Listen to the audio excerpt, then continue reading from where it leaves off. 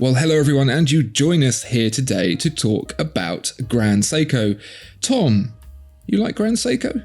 Yeah, love them. Well, Tom, take that bias and throw it in the bin right now, because we are going to play some serious devil's advocate. A lot more people are becoming aware of Grand Seiko as it becomes more popular, and inevitably you see a whole bunch of questions being asked. People are wary, people are not sure about the whole thing.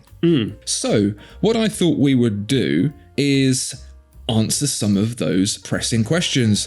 But rather than answer them ourselves, we would get someone from Grand Seiko to do the answering for us.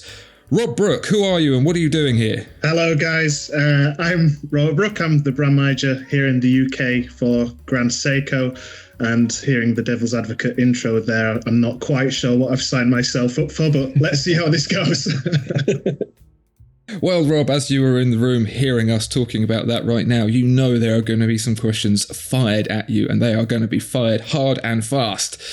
We really want to post some of the questions that people ask in the comments about Grand Seiko and get your take on them. So, before you have the opportunity to run away, we're going to fire the first question at you right now. Rob, watches are made in Switzerland. Grand Seiko's not made in Switzerland, it's made in Japan. Is that good? Yes, is the short answer. What I would start off by saying from a brand perspective is that Grand Seiko have the utmost respect for the luxury Swiss watch industry and what they've done for luxury watches. What I would say about Grand Seiko specifically is the fact that it is Japanese is what sets us apart, and that's what's really celebrated in our watches. I get asked a lot about the Japanese culture and heritage of the watches. And I've been over there, I've seen the factories and the culture and even the hospitality of the people there in the factories. It is just astonishing. I feel like I should be bowing to them, and it's almost the other way around. But I often feel like, being a Yorkshireman, an imposter speaking on behalf of the culture and the craftsmanship that the Japanese and the levels of detail they go to. So I'll paraphrase a beautiful speech that Akira Naoto said at Watches and Wonders this year, and he talked about the concept of do, which in English means the way, and it's basically the determination to achieve perfection in every aspect of any endeavor. And it goes across different arts. So there's calligraphy, which is shodo, there's martial arts, budo, judo, and even tea ceremony, the sado. And he talks about how every country, strive for perfection in their fine arts, but there's something uniquely Japanese, how they strive for perfection in something as simple as making tea. And that's what really inspires Grand Seiko. And as we kind of dive into it a bit more, I hope we will see the kind of levels of detail that Grand Seiko go into that you would never imagine for these individual watches. Nice. That was a better answer than I was expecting. I'm a little bit floored by that. I'm not sure how to take that. Yeah, I mean, I love that philosophy. And they've got their many studios around Japan as well, haven't they? The Micro Artist Studio and the Shinsu Studio. They seem like very inspiring places. The countryside surrounding them, as I'm led to believe, is very beautiful. Have you been to these places? Have you witnessed the awe of the mountains and the snow around these studios? Yeah, interestingly, yeah. I mean, they opened a new factory in Shizukuishi, a studio that it was created by architect Kengo Kuma that really joins them, the artisans and the watchmakers, to nature. And they have there's a philosophy behind Grand Seiko, which is a nature of time. And it can sound a bit of a gimmicky thing to us here in the UK, but it really means something to them, and that play of light and shadow. And yeah, it's an astonishing thing to see and to feel, and you can really feel it come across in these watches. So and the whole nature of time thing, from across capturing moments in time, but also capturing and showing and displaying that nature of time and the passage of time. It's really quite a romantic thing. And as I said, I feel like an imposter talking about it in that sense. But when you go over there, you really get a sense for it. And they took me to North Japan, where I stayed in a very traditional Japanese hotel where you kind of take your shoes off at the door and put slippers on, and there's a bed on the floor with a pillow full of plastic beads. It wasn't the best night's sleep, especially the jet lag, but it's just incredible to see, and you really get to get a feel of all these kind of philosophies and see that it's not just some marketing gimmick. It's something that really rings true to the Takumi and the artisans over there, and they really pursue these avenues. Awesome. It is a culture defined by fastidiousness, isn't it? And for them to find an artistry, a painstaking artistry, even in the repair of broken pottery, it's become an obsession from a cultural perspective. And I suppose watchmaking is just ripe for that culture. Right, Rob, you're going to struggle with this one, mate. Quartz movements. Not everyone's favourite thing in a watch, but Grand Seiko, they use them all the time. Why would they do this? Well, I almost feel I can fire this one over at Andrew, as I know he's a fan and owns a quartz model himself, but I'll do my best. We'll kick off. So with Grand Seiko, with quartz, they're developed to be the best in every aspect, tying into that Do concept. And what I will say as well, in terms of what I was just saying about capturing or the passage of time, we don't only do quartz models, we do quartz, we do mechanical, and we do the painted and exclusive spring drive caliber. So we have three different ways of telling the passage of time, and where generally most brands will focus on one in particular. And Grand Seiko really push the boundaries in each of these areas, and could arguably say they do fantastic movements in all three areas, which is incredible. From the quartz perspective, let's kind of dive into particular pieces about why it's so special in that kind of artisan side. So even the quartz crystals that go into these quartz watches are grown and nurtured in-house, and they go through a 3-month aging process. And with that, they send vultures through to find the most reliable quartz crystals there are, which then go to these quartz Grand Seiko models. These are uniquely matched with the IC, so it knows how that quartz crystal will react. And the watch is then thermally compensated, which means that the watch temperature checks itself 540 times a day, and the IC will adjust accordingly to that quartz crystal, knowing how it will respond. To kind of think that is the level of detail going into the quartz model in a Grand Seiko is just unbelievable, and people would never think that is what's going on inside this watch, and that's the kind of levels that Grand Seiko go to. And in terms of quartz models, they massively outsell mechanical watches worldwide, and it was a huge breakthrough in watchmaking, which, funnily enough, Seiko Corporation were the first to market a quartz wristwatch back in 1969 on Christmas Day of all days. Merry Christmas. Merry Christmas, Switzerland. Well, I guess it was either called the Quartz Crisis or the Quartz Revolution, depending on who you're talking to. Yeah. I think what's very telling is that when it comes to mastering all forms of time, you could go, oh, we'll just do mechanical, but really it's about doing everything, not leaving anything on the table at all. And Mr. Francois Paul Jean, he has taken the same approach. He also has done his own take on quartz. And that's not even mentioning spring. Oh, no, I'm playing devil's advocate, aren't I? Oh, spring drive also has quartz. That must also be a problem.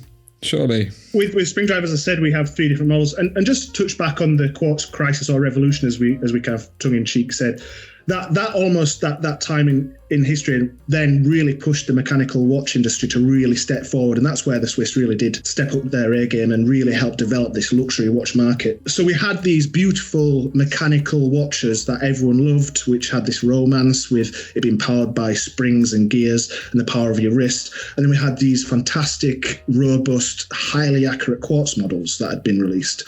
And Spring Drive basically was an idea by someone called Akahane, who was an engineer at Seiko, who wanted to create the best of both worlds. So he wanted something that had the romance of the mechanical watch, driven by springs and gears, and an everlasting watch that sits on your wrist, not powered by a battery, but something that's much more robust and highly accurate to 1 second a day, like a quartz model.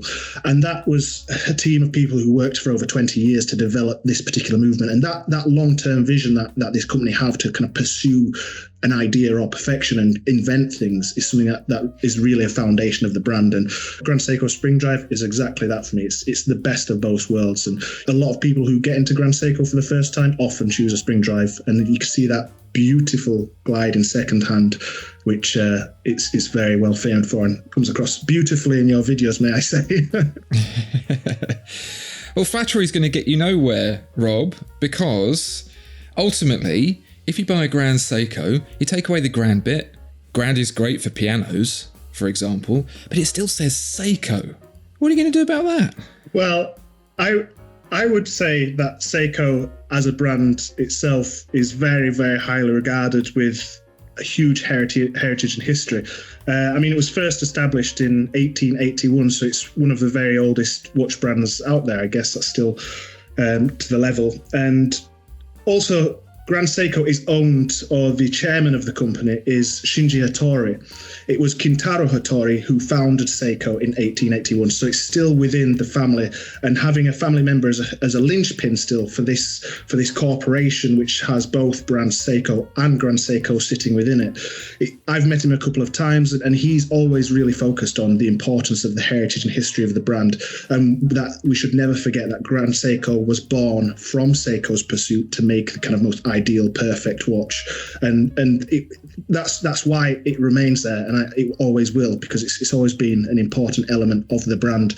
And Seiko itself is, as I said, very well respected and done a huge amount of world firsts, including the quartz that we just talked about, timings for Olympic and IAAF, even competitions against the Swiss, I guess, in mechanical with the Neuchâtel Observatory competitions and the Geneva competitions in 1967, 1968, which were the last times the competitions were on that they could compete in, that they did fantastically well. And in the last competition, they actually set an all-time mechanical record. So the history and heritage is there, and the development we've done throughout this time is fantastic. So they are separate brands, and they have separate kind of philosophies behind them, but we should never forget where we came from. I think it's also worth noting, and you're obviously too polite to say, that it is several decades older than Rolex.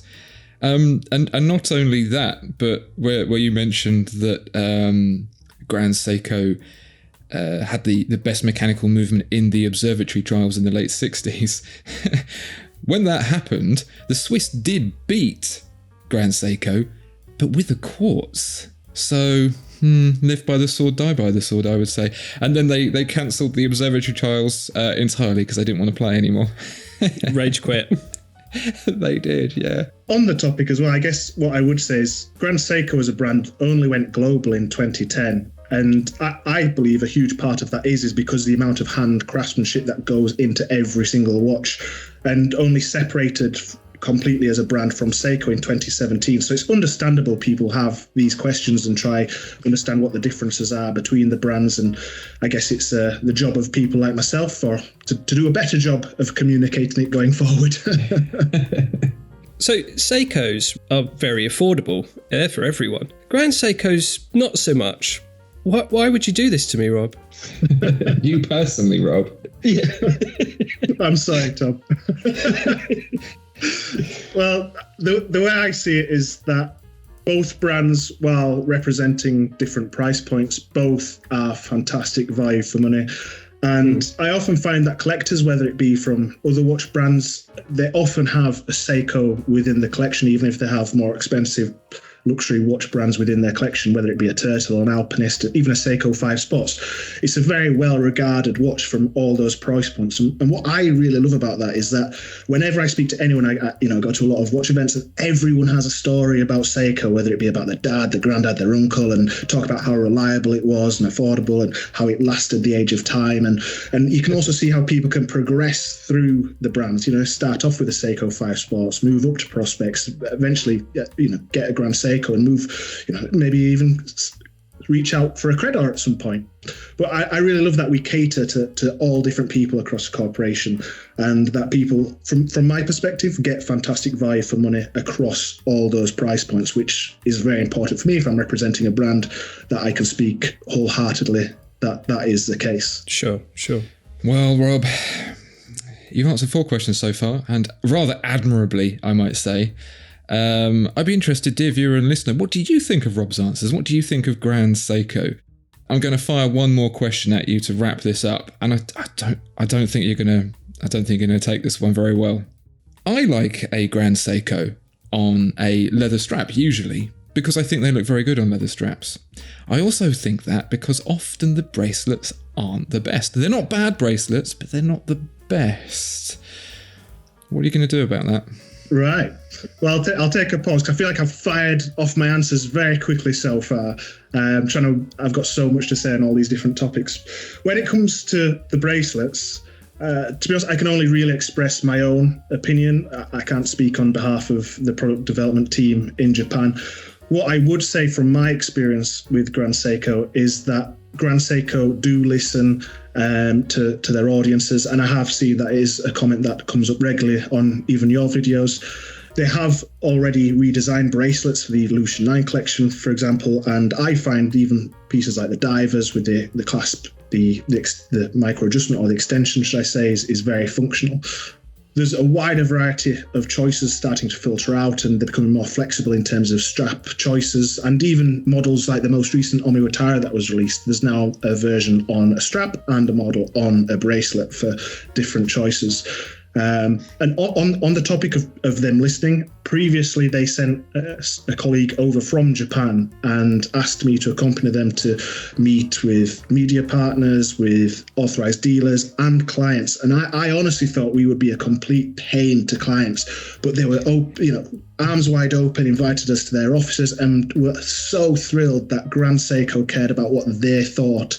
And they genuinely took notes, all the feedback, and went back to Japan and work and develop on these things. So I don't think it's a bad thing at all that people raise any issues or concerns about things that they don't like or do like about Grand Seiko, because Grand Seiko do respond. And I find that integrity of being able to do that, and that kind of humbleness of the Japanese kind of culture is great. And it's something that I'm sure they will continue to do so. If it's something that people do find is a ongoing issue, I'm sure it will continue to be addressed further. How was that for political answer? It's very good. It's very good. Well, Rob, thank you so much for being an excellent sport and taking those questions on the chin. You've got an opportunity to throw in an extra comment from yourself if you want to, just broadly about Grand Seiko, because I know that you work there because you love the brand and because you want to. It's not a job. What is it that really makes that such a pleasure for you? For me, it's like I said, being able to represent a company that I truly believe in. And when I was first approached many years ago, probably 6-7 years ago now, I didn't know much about the brand at all. And what I would say to people is do your own research and look at what people say on the forums, watch videos like yourselves, independent videos about the brand, because the more I dove down the rabbit hole, the more I fell in love with the brand. So the more you can learn, the more you'll find out, and you will see it's a truly fantastic brand. So that's what I would advise. Even when I was working in retail, I'd always say to a client, don't take my word, take a business card and come back and let's talk. Excellent. Well, there you go. It's an awesome philosophy, I think. And dear viewer and listener, if we can persuade Rob to come back, what questions might you have to see if you can break him? Because we failed. Put them down in the comments below. And thank you again, Rob. It's been a real pleasure. Hopefully we'll see you again in the future. And to our dear viewers and listeners, we will see you next time. Goodbye. Bye. Bye-bye.